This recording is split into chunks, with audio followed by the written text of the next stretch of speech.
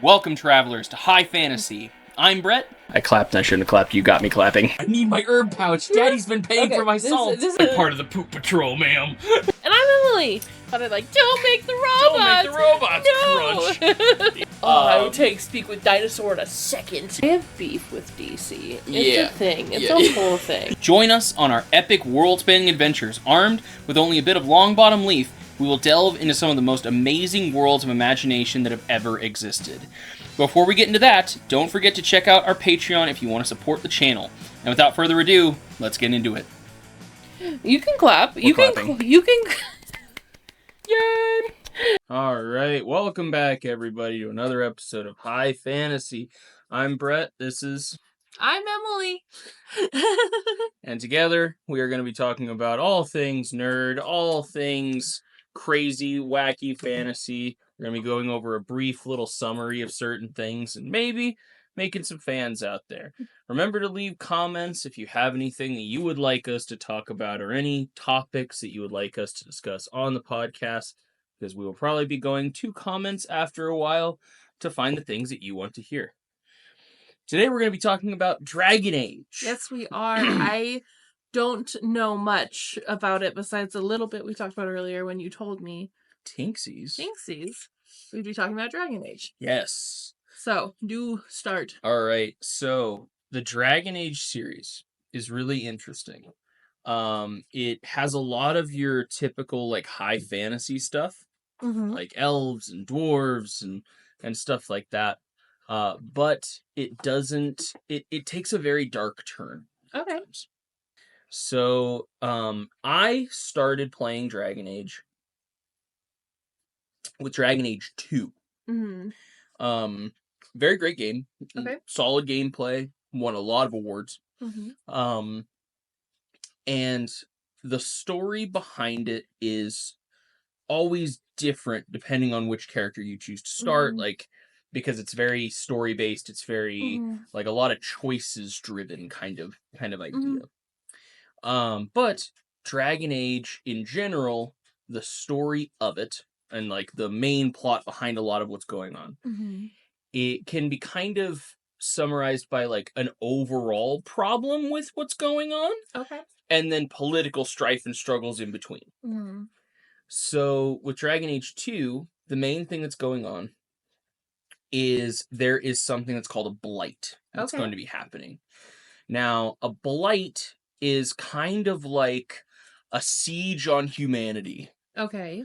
By all of these dark forces that have been like swelling underground called Darkspawn. Okay. Now, it doesn't have orcs and stuff, doesn't have goblins and orcs and stuff like that, but it does have Darkspawn. Okay. Now, Darkspawn are very typical kind of like Lord of the Rings style kind of orc dark problems, right? Where it's like, it's not classified as orcs and goblins, but... Right, like technically I think, because it's like the, what's it called in Lord of the Rings, the Urukai or something? Yeah, the Urukai. Gotcha. Okay, so it's basically a different name for the same thing. Exactly. So, if you're talking about them in general, you just say Darkspawn. Okay. There are, like, certain names for classifications of them. Okay. And I think there's even one that's called an ogre. Just try hard. Like, they really did. They're like, try we're hard. gonna be original. Yeah, we're gonna be original. They're the Darkspawn. It's not orcs and goblins. And it's like, that looks a lot like a goblin. What's it called? It's Darkspawn. Lame. Oh, well, what's that really big one in the background? An ogre. Shit. But yeah, so there's all these different kinds. And they are brought about by kind of like this one being that has grown. It's like an archdemon is what it's called. And once that thing is spawned, once it like comes into existence, its whole purpose is to bring all of the Darkspawn together to assault the surface. Okay. So these things start crawling out of caves, directly out from under your town. Lord of the Rings. Very Lord of the Rings. Yeah. I'm just picturing the Rings of Power where it's just Yeah, like right? like, yoink. Yeah, pretty much bad stuff. So it's like, it might be maybe this little farm town starts to have people go missing. Or maybe there's a whole bunch of cattle that all of a sudden aren't there. kind of What weird. happened to a kettle? Yeah, and then you start seeing these holes kind of just pop up. Or sometimes there's like pre-existing ones. Oh, okay. And there's a really fun thing to kind of go into the backstory of here for a second, where dwarves are very typical dwarves in the Dragon Age society. But slightly, like, different. It's kind of borrowing from a lot of different ideologies. They run off the caste system. Okay. I promise this has relevance. You gotta stick with it for a second. Stick with you. So, these dwarves have a caste system. Okay. And it's kind of like if you are born, you already know what you're going to be from birth. Yeah, there is not a change there. You don't have opportunity to rise really from what you were to what you will, eventually pop kind of out become. and they're like blacksmith. Yeah, no, that's exactly it. Yes, that's so you are very right. So there's like the craftsman caste, and that's all they do is like they either build armor or weapons, but you will be a crafter of some kind. Huh. And generally it's based off of the family that you're born into. So it's like, if your daddy was a weaponsmith, he will teach you how to be a weaponsmith, and he'll teach you, like, the trade, and he'll teach you all of his special techniques and stuff. Way back in the day, they said, your family's gonna stay in its place. Mm-hmm. You choose something, and everybody else It's so bad. It's so bad. Because nobility, you're born into nobility. Yeah. And so there is always the chance to rise up in nobility, but you are always going to be a noble. Even if you are, like, the shittiest rung of that ladder, you're still above all these other guys down here because they weren't born into nobility. Okay. And it's like, oh, man, it gets nuts. And we'll talk about that a little bit later. Yeah. But the dwarves have been holding off Darkspawn forever. Because the dwarves also live underground. And they're like, no, this is our domain. Yeah, and they're just stubborn assholes. They're literally like, oh, okay, cracks knuckles. Like, this is my home. Yeah. And it's not uncommon for the dwarves, while they're mining and stuff, to accidentally mine into, like, say, a pocket of Darkspawn, where it's like, oh no, they're in the mines again. So they, like, dwarves have kind of a grudge against a lot of other races, because they're like, we've been dealing with these guys all the time. Like, they're coming up to the surface and all of a sudden they're a problem? Like, I've been dealing with these guys for, like, 6 generations, and all of a sudden they're strong enough to have a blight, and they're coming up to the surface, and they're kicking your ass. And it's my problem? Like, yeah. Yeah, eat shit, humans. Like... They're so big about fuck you. We deal with them all the time. They don't give a fuck. Not a single fuck. Not a single fuck. But during the very first blight, because that's where the Darkspawn come from. They come from underground, and basically for the majority of the time, they're kept in check via the dwarves. Okay. And that's mainly like territorial disputes, little things like that. But there's times when their numbers swell so drastically that they create a blight. And that is when the archdemon spawns. And now you're not having a bunch of just murder-hungry little crazy people running around. You're having an organized fighting force of this, like, crazy commander who can tell them all to do, kind of hive mind style, of like, all right, all of you guys are going to go lay siege to this dwarven town. All of you guys are going to pop up under this castle over here. No, the bad guys with organization. Exactly. Shit, we're fucked. So instead of, like, these just mindless hordes that are kind of going around murdering people, you have a lot of strategy being implemented now. And it's like, oh no, oh no, oh no, oh no, oh no. So during the first blight, during the very first, like, founding of... oh no, this is bad and we need to take care of this, they implemented a brand new order. Okay. And I love this. I really love this idea because it's so cool, and I highly encourage anyone to implement this idea in, like, a D&D game, because it's such a neat idea. They made these people called the Grey Wardens. Yeah. Now, the Grey Wardens are instrumental in dealing with Darkspawn. Okay. Because they're kind of like demon hunters. Okay. Where you have to go through something, I don't remember exactly what it's called, but it's kind of like a dark baptism. Uh-huh. So you take blood from Darkspawn, and you drink it. And if you survive, which not a whole lot of people survive this little ritual, you get stronger, faster, and you have the ability to now sense Darkspawn. Drink the blood of thy enemies Yeah. and become one. It's nuts. But it's like sometimes people live longer lives. But the really neat thing about this order and kind of why they're instrumental is they have the ability to recruit anyone they want into the Grey Wardens. Okay. So once you become a warden, Yeah. especially if you're like the master of the Grey Wardens, it is your honor-bound right to show up pretty much anywhere you want to and be like, this guy's coming with me. And you force them. It is a conscription.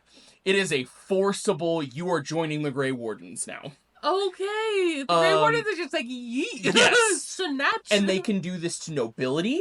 They can do this to commoners. They can do this to merchants. Whoever they choose to do it to. What they're saying is don't be special. Yeah. If you're particularly good at something, stop it. Because your free will be taken away. Will be taken away. And so basically, sometimes people can deny the right of conscription, but it is such a huge slap in the face. Oh, that's disrespectful. To these ancient treaties that have been signed by all of the major races. And so if you do, you better have a damn good reason. And there's a chance you could have to go to war over it. So you don't want to do this? You want to rethink that? Right? Yeah, exactly. So with the Grey Wardens in Dragon Age 2, the big story, no matter what you choose, you will become a Grey Warden. Okay. So that's the main thing. So you to be a Grey Warden. Yeah, all of your paths lead to Grey Warden. Okay, cool. Love it. And you do have choices, you still have things you can do, but no matter what, that's a big story point, is you will become a Grey Warden. Okay. Now, here's the fun thing. Okay. When I say they have the ability to conscript anyone, they have the ability, it's like, you can't really do it to a king, because then you leave a nation, like, kind of in shambles. Yeah. But let's say somebody's about to get tried for crimes against the capital. And they're found guilty and are about to be executed and are literally on the chopping block. You can be like, he's mine. I want that one. And they have to agree. Because you're like, yeah, that guy might have done terrible things, but you know what else? He's a damn good fighter. The executioner here, the axe, like no. What am I supposed to do? Denied. Do I kill him or do I not? Oh my gosh, it's the best thing in the world. And it makes for such a powerful story. Okay. Because in every one of the stories, the, like, master of the Grey Wardens shows up and basically either stays you from execution or stops, like, these other people from murdering you, or he'll show up to get you out of prison where it's like you've been a life sentence, or all this crazy stuff. So I have a question. This is all from a video game, right? And you're able... So how many times have you played Dragon Age? I got so many achievements. I got so many achievements for Dragon Age 2. This is so much lore from... And I've played through... Like, we've played through Diablo 3 together. Right? We've played through a few video games together. I can't fathom knowing that much. Like, I know there's a storyline to a bunch of them. You're the person who hits, like, skip dialogue every time it happens, and I'm just like, wow, what an intricately woven story. Like, I actually pay attention. Yeah. So this guy shows up, he stays your execution, he does all this stuff, and then you're conscripted in the Grey Wardens. Yeah. So the whole point of the game is you are trying to now, because the Grey Wardens have kind of fallen to the wayside, because it's been so long since a blight. Okay. So all of these, like, nations and powerful people who made these alliances and treaties generations ago aren't they're kind of like, who the fuck are you? Like, you're coming in here, like, taking our people, and I don't appreciate that. And he's like, yeah, remember when we were instrumental in making sure your kingdom didn't get blown to fuck? Yeah, well, your grandfather does. Like, and so they literally have these moments where they're like, remember what the fuck we did. But other people are just like, that seems like it happened a long time ago. Seems like it's your problem. Right. And it's like, what? So they've kind of fallen to the wayside for respect a lot of times, Yeah. which is why it's easier for them to convoke the right of conscription for murderers and thieves and vagabonds and brigands. They're like, nobody's gonna miss a murderer that they were gonna execute. Yeah, they you're gonna kill this guy anyway. They might be a little pissed off that they can't kill him now, but Yeah, bye. You're gonna, kind of get by it. So you go around. You're now having to reignite these treaties. Mm-hmm. So like the king of the elves said that he would send troops should there be another blight. The king of the humans, king of the dwarves, all these people did this stuff. Mm-hmm. So the main point of the game is and it's fun because you can control kind of where you go, and you can control what you're doing and how you choose to deal with stuff. Right. So you go around, and every time you show up, obviously there's always a problem. There's always a reason they can't send troops. There's, like, sorry, we can't do this. And you have to, like, go through a quest chain to unlock, like, all right, well, the dwarves can finally help. Or the elves can finally help. But it's really, and there's a couple, like, fun features about the Dragon Age world I just kind of want to, like, go over and talk about. Yeah. But that's the main quest and the main story for Dragon Age 2. Okay. Dragon Age, I think it's Origins is the next one. And there you get to play as a noble. Okay. But you're a disgraced noble. Oh. So you're basically moving to this new continent Mm-hmm. because everything you had is kind of in ruins now. Nobody likes you anymore. So it's like you're still a noble, you still have a title, you still, like, your name still carries sway, but you've come here to make a new life for yourself. Okay. Now I think the thing that makes the Dragon Age world so vibrant and so unique and so interesting is the fact that they keep up to date on a lot of the things that they did in other games. Yeah. And, like, the Grey Wardens are in every game. Okay. Like, you can find mention of the Grey Wardens all the time, and sometimes you even find Grey Warden characters where it's like, I get to, like, oh my gosh, I get to interact with these guys. Like, I remember when I was a Grey Warden. That was so cool. So sometimes a Grey Warden will show up, and you're like, oh, whoa. Like, that's so, it, like, chills. I used to be that. That's, I understand that order. That was my brother. Yeah, that was my brother. Yes. So you have these moments where, like, this bit of pre-established lore that already existed because of this other game pops up in another game, and That's it gives fun. you that, like, constant validation of, like, oh, I lived through that. Like, I played through that. That was really cool. That was really fun that it's here again. But we're going to talk a little bit about how this fantasy world has so many dark turns to it. Okay. And about how sometimes things get a little crazy. Okay. So, in the game, when you choose your character, you get to choose a couple options as far as, like, your class. Mm-hmm. But it's neat because a lot of those are customizable. Okay. So you can be a rogue, but you're going to be one of 3 different types of rogue. Okay. So it's kind of like you get to choose your little subclass, and then you get to go down all those talents, and you become really good at that. Yeah. Well, some characters you unlock have special options when it comes to that you necessarily would not have. And you can also unlock other paths to take throughout the game that it's like, oh, I get to be this. That's awesome. Okay. Example? So an example is they have the Knights Templar. Which are basically mage hunters. Their whole, like, reason for existence and founding is because a long time ago, mages were fucking shit up. So it's kind of like this holy divine warrior guy, but he doesn't do, like, healing and stuff. He's just like, oh, that's a really cool fireball, fizzle. And then he comes up and he stabs you. He's a nope player. Yeah, he really is. They really are. He's a noper. They have anti-magic fields that they can project around themselves and other people. They can dampen magical powers that other people have. That's not fun. And they can, some of the more powerful ones can actively just be like, no magic for you. And just fully shut you down and then come up and stab you. Because if you're a wizard, chances are that's your main way of defending yourself. And so they're like, nope, stab. That's rude. Yeah, so Knight Templar are that way.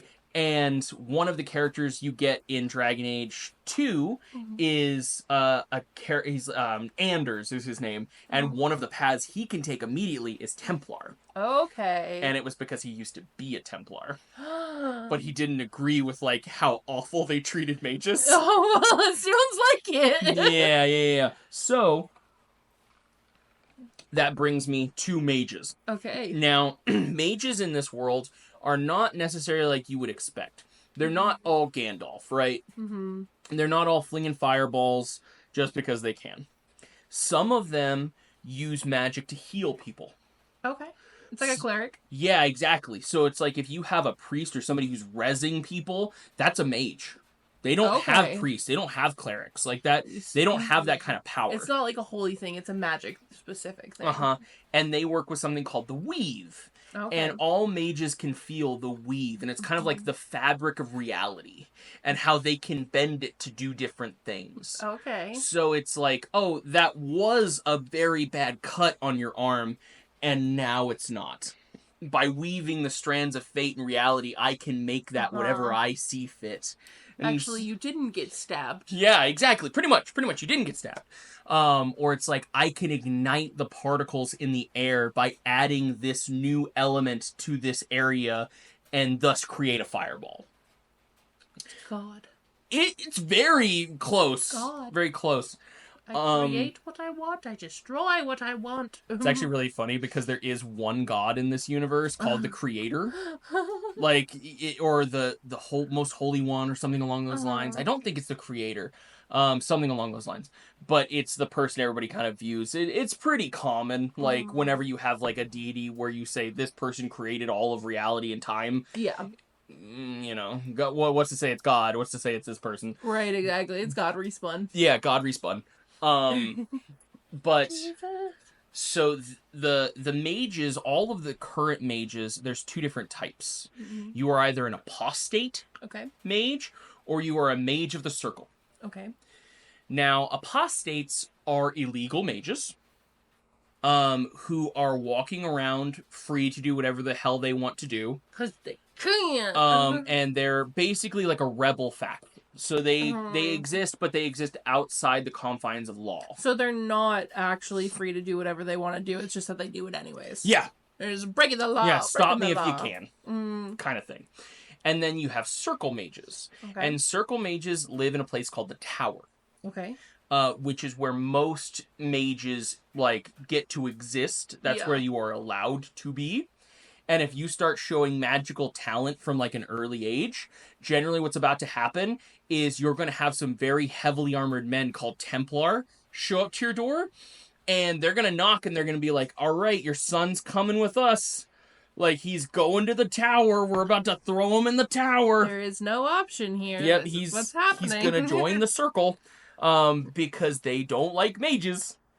So a lot of times you're going to have these guys show up, and they will give you two options. He can come with us willingly, or I can kill all of you and take him. Yeah. Doesn't work well. So a lot of times families, if they have a child who is showing signs of magical talent, they will either hide them away, or they will maybe even send them away because it's better than potentially going to the tower. Right, it's like, off with you, magic user. If anyone sees you, and you're living in a society where most people don't trust mages and they hate them. Yeah, so they're looking for the opportunity to be like, yeah, Greg? Yep. Are you a freaking wizard? Are you a wizard, Greg? Off to the tower with you. I saw you fucking my wife. Literally. Yeah. But I'm gonna go tell the Templars Jerry's a wizard just for funsies. Just for funsies. But on the benefit, they do have the ability, like, Templars have the ability to sense and, like, kind of detect magical power. Yeah. So if you do, like, whistleblow on somebody who's not actually a mage, they're gonna show up. They're gonna be like, that's just a dude, and they're gonna leave. So that is a benefit. They aren't, like, they don't wholly awful, depending on which ones you get a hold of, because some people will abuse that power. How do they know whether they're a mage or not? Like, obviously, like, they'll start showing magical abilities, but how can you prove it? So it's kind of like they have the authority to say one way or another. And by that I mean they don't have to prove shit. Yeah, but that's what I'm saying, is you said that if they show up and it's not a wizard, then they just leave. Yeah, they But kind of just how do peace out. But how can they tell if it's not actually a wizard? Like I said, magical sense, where it's like it's kind of like a breathalyzer. Oh, so they can But, sense yeah. magic, and that's not considered magic. Oh. Yeah, no, that's faith. Yeah, shut up, That's heresy. faith. Oh, It's funny, yeah. my Yeah. Sorry. They were given these powers by the divine. That's how it works. Sorry. It's totally how it works. Abby was dancing naked in the woods, and now she's a witch. So Yeah, exactly. Weird how that works. So they have this innate ability to sense that, and then if they show up and you are that, to me. it'll be bad. Sexist.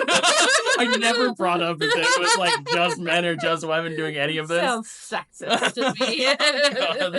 Homophobic. So, mages are used as kind of a commodity. Mm-hmm. They're used as a resource. Uh-huh. So there's an understanding for the idea. It's like having somebody who could throw fireballs is really fucking useful. They just have to throw them in the direction I want. I fucking choose them to sit in that. Yes, exactly. Mm-hmm. They heal the people I tell them it's okay to heal. Yeah, no. It's bad. It's bad. Ooh. So Ooh. the Templar work as a policing force to the mages, and they Okay. keep them in check. And basically constantly knowing that at any time, this dude could just come up behind you and be like, your magic doesn't work, and put a sword through your stomach is a great deterrent and reason why you might not want that to happen. Now, this next part... You one-shot him with a fireball? Then don't do it. This next part I'm going to tell you is, I think, you're going to find very surprising. Oh, okay. A lot of the older mages Okay. chose this. They chose for this to happen.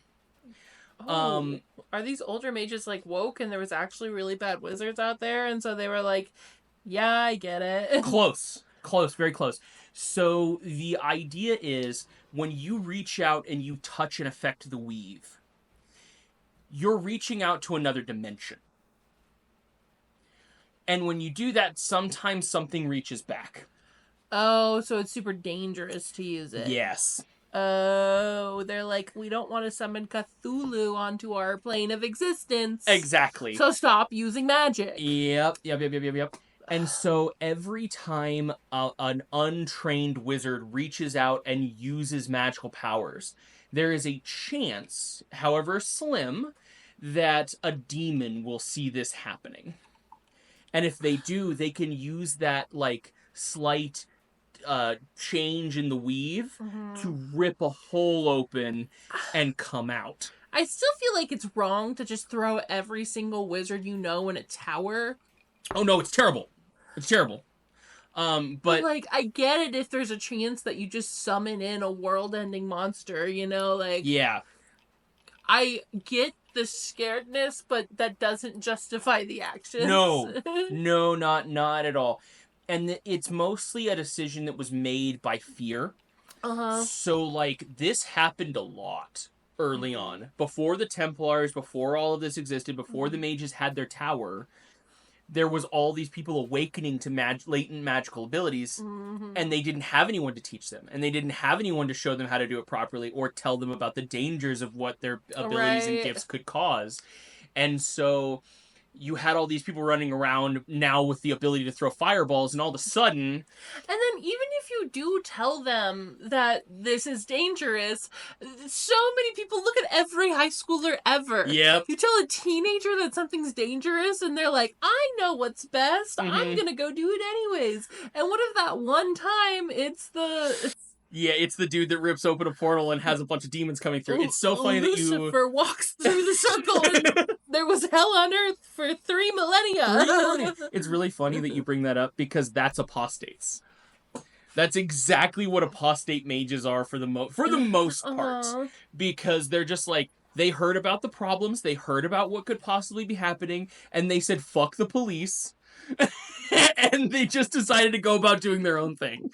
I get that mindset too. I'm sorry, I couldn't say that I wouldn't. You know. I couldn't say that I wouldn't if I knew I had magic. Uh-huh. And it was illegal. I couldn't say it would just be like, Yeah. Fireball. Yeah.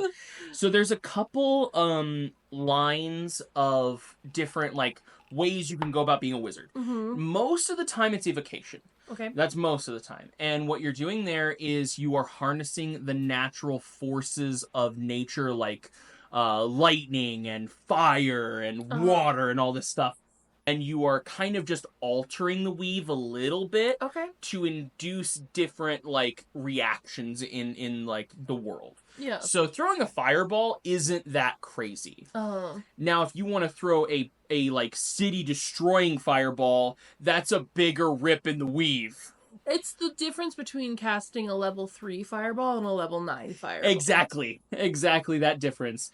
So you have a lot of evocation wizards because it's not something that's generally bad necessarily. And they can call like ice storms and do crazy shit. Yeah. So it's kind of like having a trained attack dog, and the collar and leash is this dude standing behind them with a sword that can just say, "Don't fuck with me." Like don't But see, that's also because then they take them and they put them in the tower and they're like, I'm still going to use you. Yeah. You're just going to still do magic. 100%.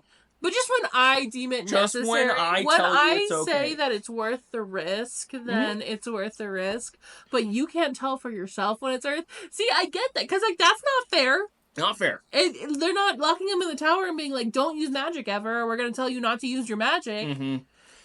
Now, I'm going to tell you the main reason for why the Templar exist.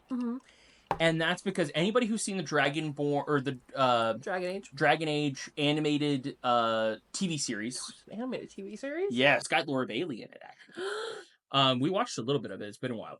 Okay.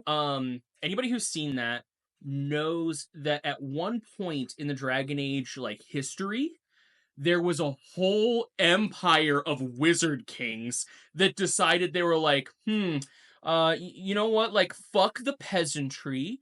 Like, screw rules, make money, fuck bitches. And they decided to literally be like, the ruling class is us people that can throw fireballs. And if you can't, you know what you're good for? Making my fucking castles, bitch. Like, they enslaved everyone in this nation, and they like fully ruled over it with an iron fist. And the idea was, if you speak up or say this isn't just, you get burned alive in the town square for everyone to watch and learn as an example that this is not what you do. I can't tell if you want to be able to cast fireball in this universe, or if you do not want to be able to cast fireball in this universe. Oh, I'm not saying that like that the wizards are treated properly, because they're not. Both feel like bad options right now. Yeah, because they're not. Like, but that's the whole. You had like, okay, maybe this isn't such a bad thing. Like, we're figuring it out, we're learning about it, and then this whole nation of like Nazi wizards just show up, and they're just like, all right, motherfuckers, like, get ready to get fucked. And they tried to enslave a whole nother nation. That's not good. No, it's really bad. It's really, really bad. And I think they were called like the Sorcerer Kings of blah, blah, blah, blah, blah. It was nuts. It was bad. It was really, really bad. Bad wizards be bad. Bad wizards be bad. And so a lot of like the mages from the Circle and the Tower, they were like, oh, that's power unchecked. Oh, that's what happens if we get to make the rules. That's not okay. That's no bueno. That's really bad. So they decided, they were like, okay, we need some kind of law. We need someone who can stop us if that is what it comes to. And so they decided, they were like, we're going to submit to Templar like authority, and we will be like the hand that is used in times of necessity. And then over time, that hand became more of a chokehold. Like, you will do what I want. I'm corrupt. Yeah, there was a good understanding at the start. There was a very middle point where they went from really bad to like a happy medium to really bad again, and now we're here. And if you play the Dragon Age 2 game and you are an apostate mage, randomly throughout the game, people can show up to fucking try and kill you because you're an apostate mage. But That's not very nice. here's a fun little callback, right? Okay. If you are a Grey Warden, people can't say shit. Because it is a get out of jail free card. So if you're an apostate and the Grey Wardens come to the tower and they're like, Yep. come on. I'm taking that one. Freedom.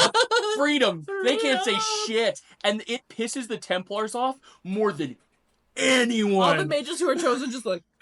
Exactly. Yeah. Yeah. Walking out, doing a strut, like... Uh-huh. Oh, yeah. Cast no magic on me again. Bitch. Can't do it. I got Grey Warden Daddy over here protecting me. Say no again, bitch. Yeah.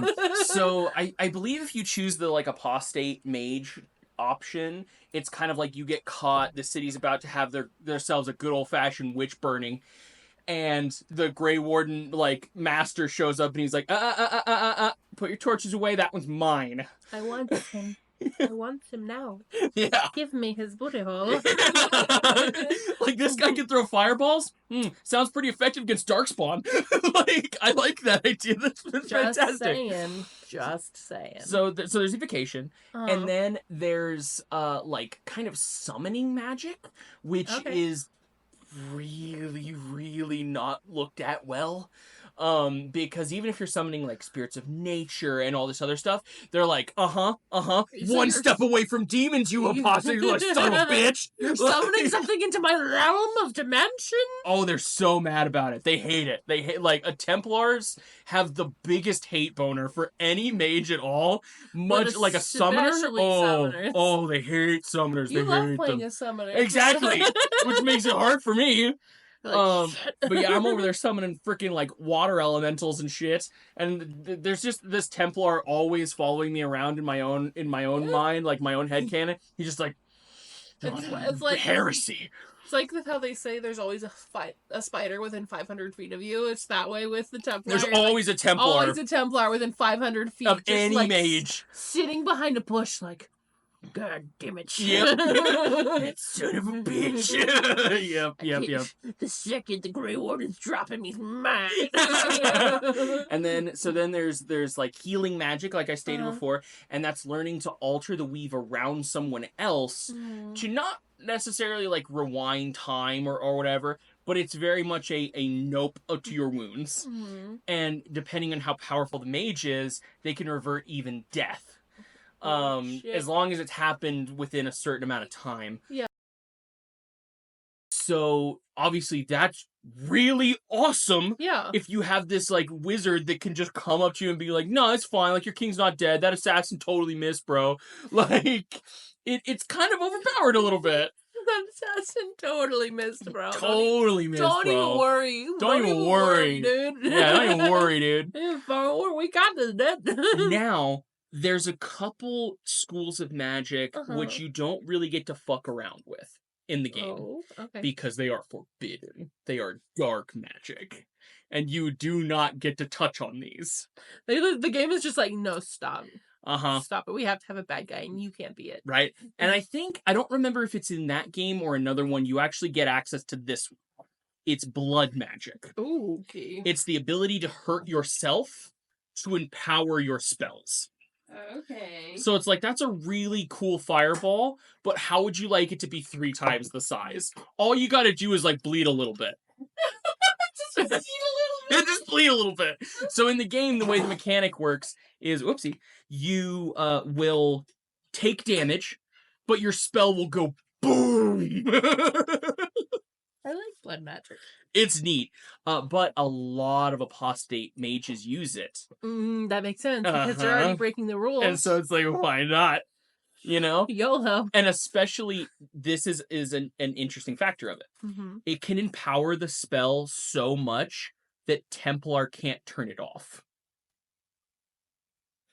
Because you've paid a price to make this effect happen. They don't get the ability to just be like, nothing happens now. So what you're saying is blood magic. A lot of mages, a lot of apostate mages use blood magic. Of course they don't let you play as a blood magician. Of course they wouldn't let you. Yeah. There's a New Game Plus where I get to play. As a blood mage. Now there is like, because there's like demon summoning, which I'm pretty sure no game lets you do demon summoning. Yeah, that because makes like sense. at that point you hit full evil, you fully embrace like. But the neat thing is, remember how I told you they're demons? Yeah. Every demon you summon will most likely be some iteration of power of one of the main demons of sin. Okay. Now that's pride, sloth, lust, all that fun shit. There are succubi. Right. What are the other ones? Sloth. So sloth is one. Sloth. Okay, so sloth, lust, wrath, pride, envy. I already said wrath. Did I say pride already? Yep. Gluttony. Why is it? It's always the seventh one that I forget. Do you know what it is? You're just waiting for me to answer, or do you also not know? I'm trying to remember all the ones you just listed. So, right, that's the problem. So, okay. Lust, greed. So a lot of the times, like the thing you don't want to have happen is you attract the eye of an archdemon. Yeah. Because it's kind of on the same line for rules where you can't really kill a demon. You can kill their physical form, but they go back and then they come out. Yeah, it's shitty. Let it in once, and the door's wide open. And a lot of people assume that the archdemon that like does the blight is still pretty much that, right? Where it's like, and you kind of like spoilers for the game, but if you play the game and you find out the reason Grey Wardens are needed is because you need a like portion of their taint, like the blood, all right, haha. Sorry. The dark spawns like blackness, I guess, in your soul. Corruption. There it is. Corruption. That's great. Because it's always called the black blood, and that's like that shit is hella toxic, and that's what you have to drink, which is why a lot of people don't live through the like ritual. And because it's hella toxic. That's fair. Hella toxic. So, you need a portion of that, because if you kill the archdemon, its soul will try to then be reborn immediately. But if a Grey Warden does it, they can take the soul of the archdemon into themselves and die. And if that happens, the archdemon can't be reborn for a long ass time. So it's basically like a self-sacrifice, where it's like, if I sacrifice myself, this will be fine. Yeah, it'll be fine for a while. Not a long forever. while, and it'll give the like forces of humanity time to reconvene and get strong again to fight the next forces, blight. like in death, like fight you. Yeah, fuck you. For like 3 centuries. Like 3 centuries. Well, you're actually offered a unique opportunity. If you, because you recruit this person very early game, she's an apostate mage, and her name is Morrigan. Okay. And she was raised by this like ancient dragon lady chick who's like the witch of the woods, blah blah blah blah blah kind of stuff. Well, she has this really fun idea, right? Where she wants to come with you to fuck up this archdemon, because that's a lot of power. And wouldn't it be like so cool if she had a place to put that soul after it died that could maybe utilize all of those powers? Yeah, like a baby. No! Like her baby? No! That you make with her? Wait, what? Yeah. Yeah. Sexy game. Yep. So she gives you a choice right before you're about to, like the night of going into battle against the archdemon's forces. And she's like, if you lie with me tonight, a child will be born from our, like, relationship here. And when I will be pregnant when we fight the archdemon. And if I am close by when he dies, I can absorb his soul and place it into the child. Then we can imagine the good this child could do. The wrongs this child could right with our blood and the soul of an archdemon. We could create a new dynasty, essentially. So you want to talk about fuck the police? Morrigan said fuck authority. It's my authority, and I get to choose what's right and what's wrong. Yeah, there's a whole DLC. There's a whole DLC for the game. I'm really conflicted because that's super hot. Oh, it's just so hot. Oh my god. Because it's like, imagine being like, hey, want to have a demon baby with me that will raise to be like super, super like cool and powerful? I don't know. There's something about it. Yeah, want to rule the world as like a fucked up family? It'd be great. Yeah, just like a fucked up evil power family that we're convincing that we're the good guys, but we're for sure not. There's something hot about being evil. Something hot about being evil. Evil seductions. So like you can kind of follow that train, and if you do, there's an expansion for the game, a DLC for it, where you have to hunt down Morrigan. Because after the events of what happens, she runs away and is nowhere to be found. She ditches your ass. That's so not hot anymore. Yeah, she ditches your ass. And she's getting ready to take a portal to another dimension so that she can have this baby in peace and then come back to rule, essentially. She never wanted to include you. She just needed a little donor. Well, here's the fun part. If you track her down, there's a couple options. And one of them, if you loved her, if you cared about her, if you had this actual relationship with her, you can run a set of dialogue options where she will admit that she never thought someone could actually care about her. Oh. And so she assumed that the only reason you did it was because you wanted her physically. And that's all that most people have ever wanted from her. Oh. And so the thought of actually you caring about her never crossed your own mind because you thought someone could. Oh, that's sad. So you have this moment where you can take her hand and you can both walk into this portal together. Oh. And the game ends. And then you rule peacefully and kindly. No one knows! Or you're the worst. Yeah, or you're the worst tyrant ever. Is she a good person or a bad person? Morally gray? Okay, so she's been raised by this person called Flemeth.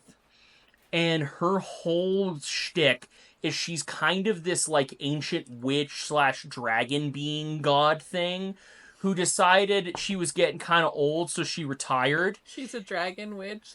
Mommy. Oh, it's bad. This is going to be bad. Oh, God, no. So she basically raised Morrigan. Okay. And had her as a daughter, bore her as an actual child. Okay. Like, she's a physical manifestation of Flemeth. Because Flemeth does this, where she gets old. Oh. And then she has a child.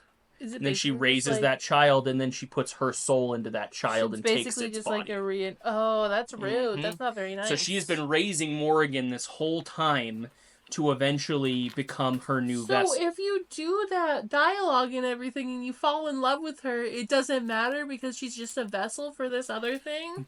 So. Or is that another game? No, it's not another game. This is a secret little bit of funness you get to do, where you can go back to the witch hut after you find out from Morrigan that Flemeth is a crazy bitch. And because you're like, oh, so she's been raising you to like use you and throw you away. And she's like, yeah, that's exactly what that's why I exist. That's what I'm here for. You can go and confront Flemeth about this. And if you do, it starts one of the hardest boss fights in the game, including the end boss fight. This is a fully optional thing you can do. You are not forced to do this whatsoever, but you have to fight Flemeth at like full strength almost, where she turns into a dragon. And you have to fully lay waste to like this ancient being of like the woods and the forest and just evil witchery. Oh, shit. Okay. And if you do, Morrigan is, like, obviously very grateful to you. Yeah. But she's grateful because there's this weird bit of dialogue where she's like, I didn't understand why someone would care to do that for me. Mm-hmm. Like, I was born for this purpose. I Yeah. had this purpose. I've been told my whole life that this is why I exist. But baby was brainwashed. I never thought it wasn't okay. Yeah. And so the fact that you realized that it was and you fought for me Mm-hmm. means you have done for me what no one else in the world has ever thought to do for me. Plus, she's an apostate mage, so her whole life, anytime she got, anytime someone found her, they wanted to murder her. Yeah. They wanted to full kill this bitch because they were like, yeah, no, I fuck love you. her. I love her. Morgan is very dark, witchy kind of ideology. Hot. So, wow, I got so engrossed in this. No. I make you go on about the hot witch. Go on about the hot witch. Tell me about the apostate lady with big titties With and goth. Yeah, the big titty goth. Oh, she's so goth. It's great. Like, she even turns into a raven. Yeah, she wears like raven feathered armor and stuff. It's a whole shtick. Whole shebiggles. They knew what they were doing. They really did. Bunch of teenage boys playing this game, they knew what they were doing. Oh yeah. So basically the main point of it is there's a lot to be said about the Dragon Age, like social climate. Mm-hmm. And if you're a mage, really depends on like what end of that spectrum you fall on. Because you might be an apostate mage, you might be a circle mage. Now I'm gonna give you another little just random tidbit about the circle. Anytime a mage is inducted into the circle, a blood phylactery is taken from them. So basically you go up, you stick them, you fill a little vial full of their blood, and it goes in the archive. Okay. Now, if I have your phylactery, I know where you are at all times. It's a tracking device. It's a tracker.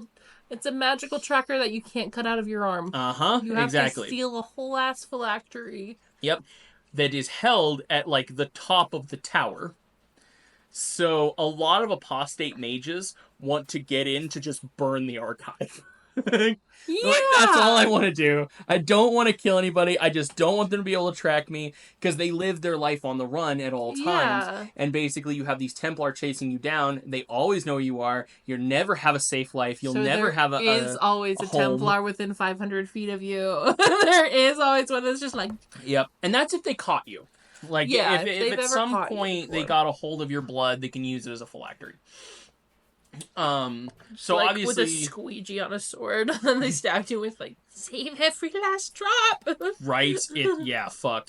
They just constantly carry on, like, the windshield wiper thing, so they can just scrape blood off of surfaces, just in cases. Right, like, a lot of Templar have an ability kind of similar to that, but it's way less powerful. So it's like, let's say I do manage to cut you. Yeah. And I have a little bit of your blood on my blade. I can find you as long as you're within so many feet of me, and it's been not too long since this combat happened. I can kind of use that to find you. So, can you ever play as a Templar? Yes. It is the subclass of fighters. Oh, so you can... Interesting. Yeah. You don't start off being able to play as a Templar, but you can unlock it after. Gotcha. It's one of those, like, you get to talk to people, you do the right things, and you do the right little case, side quests. Like, can you never just be chill with apostates or anything like that, or can you can still be okay? Yeah, like some of them have the idea of like, I'm here to protect you from yourself. Like, I don't want to be a dick. So I'm not here to harm you. I'm not here to be a bad person. I'm here to, if you go out of control, I'm here to bring your ass back down. So there's the good Templars, and then there's the but they're very few and far in between. Yeah. for the most part. Like your party member Anders, like I said, he left the Templar like brotherhood because he did not agree with the things that they were doing. And so you can kind of do, and you can learn from him if you want to, and he'll teach you how to be a Templar. And in this world, can anybody be anything they want to be, or it's like if you have magic, you have magic, and if you don't, you don't. It's if you got magic, you got magic. If you don't, you don't. But like Templar and stuff, can anybody become a Templar? Pretty much anybody can become a Templar. So anybody can just learn how to be like, no, you don't have magic. Yeah, it's kind of more of a control of faith kind of thing, where it's like a paladin, but not in a way. My god told you no more magic. Pretty much. So. Pretty much. And it's also, you're gonna hate this, dwarves can't be mages. I was about to say sexist again. It's definitely racist. It's because they don't understand the concept of the weave. And they have a different... Oh, so they're just saying all dwarves are dumb? No. No, they can't feel it. They have no connection to it. Like, other races, like elves, are generally... They have a higher sensitivity to it. Humans can even feel it. But dwarves are like, the fuck you mean there's this invisible fabric around me? Sounds like a bunch of bullshit. Like, they just... Weird. They don't get it as a concept. But also really funny... because some of them are very, very good at enchanting. Interesting. So enchanting is not the same as using magic. Not the same as using magic. You use what's called lyrium. Okay. To enchant items with different powers from the weave. So there's difference between, like, physical magic manifestation and then, like, your spiritual using it? Yep, exactly. Interesting. So if somebody took a bath in lyrium and just soaked in it for a while, do you think that they could gain magical powers? Or if they made, like, a cocktail with it and they drank it? I think there's actually a couple instances in the game where they do talk about people using lyrium for experiments. Okay, you're gonna love this. You're gonna love this. Okay, so lyrium is very interesting because it's very much like Residium from Dungeons & Dragons. It is a MacGuffin in a lot of ways. If something is hard to explain, they'll be like, this dude made an exploding lyrium crystal. I don't fucking know. Yeah. They crush it down and distill it into a liquid, which restores the magical powers. It's a mana potion. It's a mana potion. Of, like, you know, people magic who can cast magic. They also carve runes with it into, like, a blade, and those runes are what give it the power to, like, light on fire. And so it's like, it's enchanted now, but it's enchanted with this magical lyrium shit, and you gotta do it in this exact way or else it won't activate correctly. And dwarves have these catalogs of ancient runes because they figured this shit out a long time ago. And then, like, humans and elves started coming around, and they were like, you know, you can, like, use it for this, and they're like, but it makes the sword burn. Like, what do you mean I gotta distill it down to a liquid? You fucking freak? You're drinking this shit? The stuff that makes my sword, like, it's like if somebody burn? told you they were, like, drinking steel. Yeah, like battery acid. You're like, huh? What do you mean? The shield's done. They were very confused by it because they're like, what, huh? You don't drink that shit. That's a mineral. Why are you drinking my battery? Yeah, stop drinking my battery. That's the thing that makes my armor hard. Exactly that. So they're in Dragon Age Origins. You meet a character. He is a Dalish elf, so it's a wild elf. Who was captured by the, like, Mage King people and experimented on. Now, this is going to be a trigger warning. He is, by every single account, a slave. Okay. He has a deed and an owner and is treated like actual property. Okay. He ran away from his master. His name's Finheld. Okay. And when he got away, he didn't do it immediately. So this guy had him for a while. Okay. And he was experimented on. With lyrium. They tattooed him. Oh, okay. Yes. So he's got these glowing tattoos on the vast majority of his body, and they give him crazy powers. Like, he can activate certain aspects of the tattoos to do different things, like become stronger or faster, or he can, like, hit you and all of a sudden you just kind of explode. Crazy shit. What? And there's, like, a whole aspect that you get to go down there and you get to talk to him about his past, and he's a romanceable option. You can, like, you know, you can talk to him, and he'll eventually start opening up to you and telling you about his trauma and the things that happened to him while he was enslaved. I love games with romanceable characters. Oh yeah, Dragon Age is huge on it. Also, I do want to go back a little bit. Morrigan when she gives you the option to like sleep with her and make a child, you don't have to be a guy. She's like, all that matters is the intent in this. So basically, if we sleep together, I can make a child if we're both women, or you're a guy, or whatever the case may be. You don't have to have a male character to still go down that option. Kind of interesting. Fucking the Dragon Witch. Fucking the Dragon Witch. But Finheld is a great example of them experimenting with lyrium, trying to find new uses, and it does work. Like, it was terrible and unethical what they did, for sure, but it fucking worked! Like, not gonna condone it at all, but, they did the thing. Don't tattoo people unconsensually, or use them for things that they don't consensually want to... Just don't have slaves. Yeah, just don't... Just don't do that. It's bad. Don't do that. It's bad. Yeah, it's really bad. But cool tats. Yeah, but cool tats, though, Finheld. Cool tats, bro.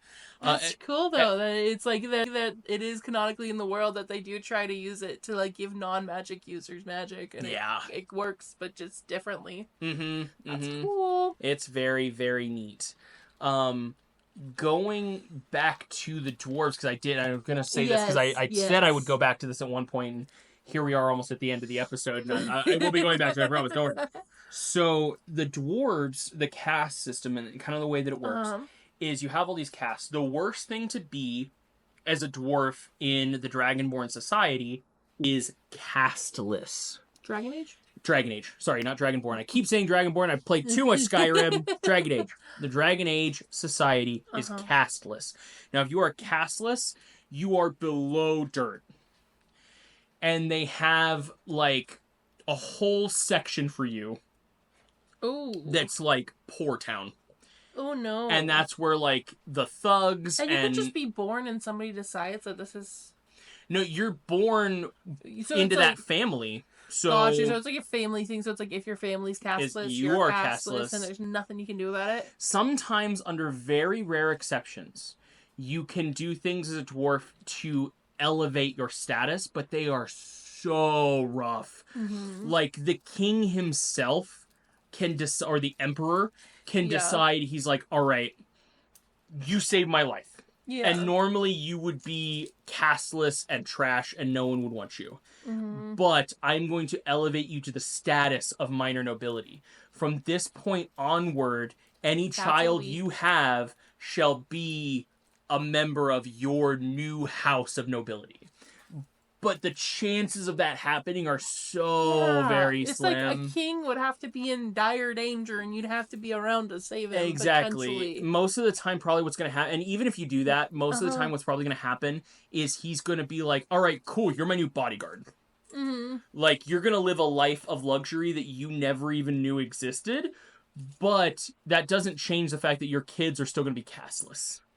So, and maybe if you have, like, a servant house almost at that point, where it's like, this dude's children have been the bodyguards to my children for generations after generations after generations.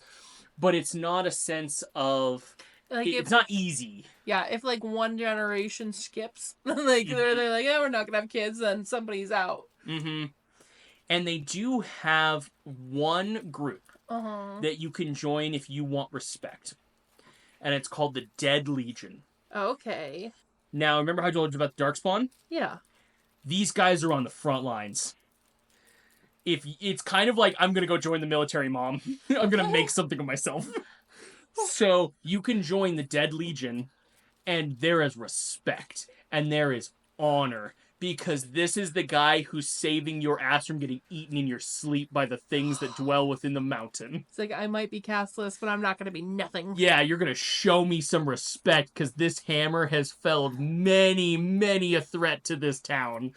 Okay. Now, vast majority of the time, these guys die. Yeah. Because they're on the front lines. Foot soldiers.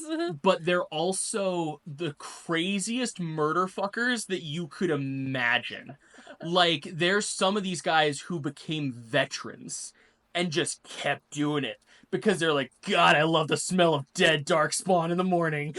Like, they go down every day being like, I'm looking forward to the day I finally die, but it hasn't happened yet. They're little They're fucking nuts. And they'll do this for like 20, 30 years. And they'll just be going down there every day. They have strongholds down in the depths of the mountain, way past like the civilized parts of what's been like taken control of by the dwarves. And they're just down there being like, is that Darkspawn I smell? Grabs axe in excitement. Just like, all right, let's get to work, boys. Like, they love murder so stupidly much. And the vast majority of them were like thugs and murderers and killers down in Castlestown over here. And they were I'm like, going to be the protector of our people. Yeah, and sometimes it's forced. Like, sometimes you're found in, like, you're robbing some guy, right?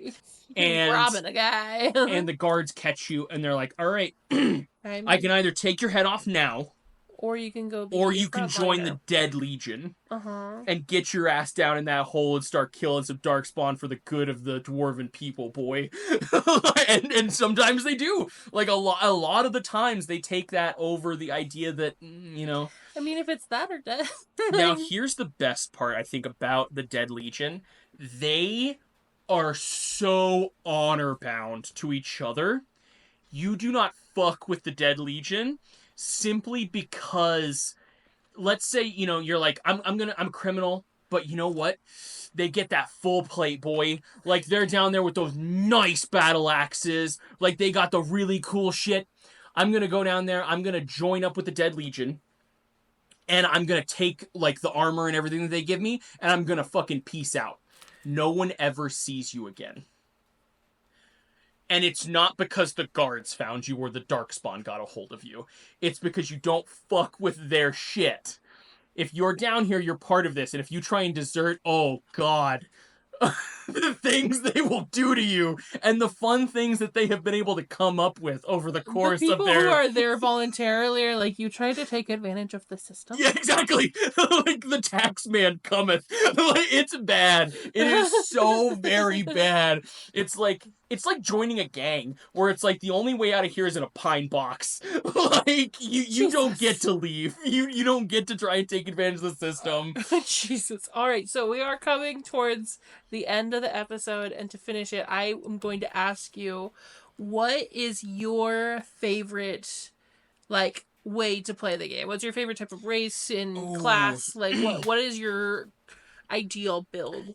Let's see. I think my favorite way to play the game is to be an apostate mage and get recruited by the Grey Wardens, and then from ever onward in that point, you get to just be like, fuck all of you that say I'm not allowed to walk around without a collar around my neck. You're like, you just get to be the bad bitch of the game at that point. You do. You really, you don't really have to do. worry about strife, or like, you're like, I just gotta surpass all of you because I'm better than you. Mm-hmm. And that's just the way it is. You don't have to prove to people you're better than them. You just are. I just better am. than them. Yeah, I just am better than you. Is there a specific race that's you like to play, dwarf? Mostly elves. Because I really like... and in the Dragon Age Society, this isn't something we talked about a lot, but the elves are treated very poorly for the vast majority of stuff. And that's mostly because it's the idea of the armies of man versus the armies of elves, and we ended up whooping the elves hard. And so afterwards, we kind of were like... Afterwards, we did racism. Yeah, afterwards, we were like, cool, my land now, bro. Like, look at my castle you're going to be cleaning. It was bad. It was really, really bad. So that's your favorite to play. So getting to do... Because not only do you have this stigma of you're a mage and no one wants you around, but you also have this stigma of like, yeah, you know who saved your fucking ass? It was an elf. And I'm a wizard. Like, this is it. And you have these moments, and they are the peak of the game to me. The very creme de la creme, where you will save like a noble house or you'll do something, and they are so mad about it. They are so upset because you're the guy who did it. Oh, could we not have just, like, died?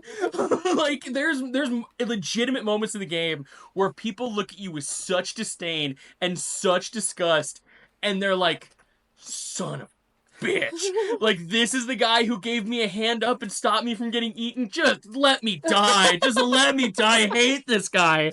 But somehow, you're the dude who showed up, and you get to just like, yes, delicious, Yes, delicious. yes, Your yes. tears, they taste like victory.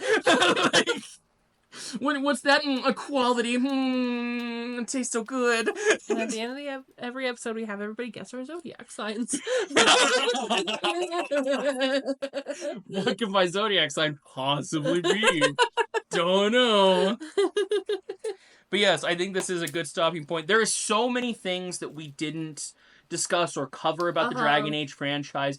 There's a lot about the game. There's comics and stuff that came out. There's the 2 other games which we hardly even got into at all. There's the animated television series. The animated television series, lots of stuff. Which I found out about today.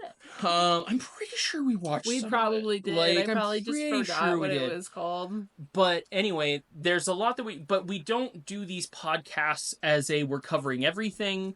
We do this as... This is for funsies. This is just for fun. And if you didn't know about the Dragon Age universe and franchise, now you know a little bit about it. Maybe go check it out. It's pretty fun. It's really cool. But yes, thank you all for tuning in. Thank you all for watching. We will see you all again next time.